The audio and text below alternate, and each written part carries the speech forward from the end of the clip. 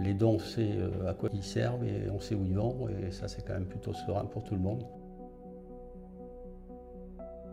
Claude Laby, président de la Fondation Saint-Mathieu-Phocéenne depuis septembre 2023. En 2023, on a rencontré les chefs d'établissement, travaillé avec eux et monté des dossiers de demande pour ceux qui en avaient besoin. Avec principalement les écoles seules, les établissements d'un quartier un peu difficile, là où les familles ne pourraient même pas monter un dossier J'aide mon école parce qu'ils n'ont pas les moyens financiers pour le faire. On a récupéré ça début d'année 2024.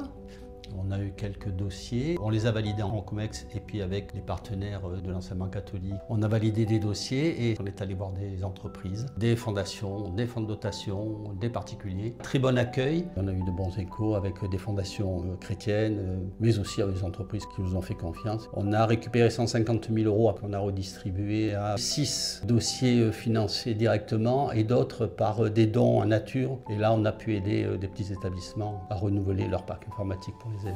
Rapidement, on s'est rendu compte qu'il fallait se faire connaître. Donc on a vu 2-3 opportunités, une avec la venue du pape. On a réussi à participer dans la publicité qui a été faite dans le journal. On avait une page entière pour la fondation.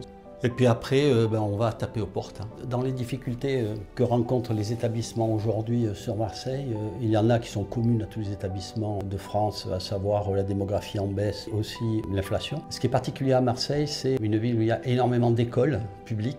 L'État investit 1 milliard d'euros qui va permettre à ce que les établissements publics soient réhabilités. Cela se fait pour certains établissements à 200 mètres de l'établissement catholique, ce qui fait qu'on a une obligation, nous aussi, d'offrir le mieux possible pour qu'on ne soit pas obligé de fermer demain parce qu'en face il y a l'établissement flambant neuf qui vient d'ouvrir. Les dons, on sait à quoi ils servent et on sait où ils vont et ça c'est quand même plutôt serein pour tout le monde.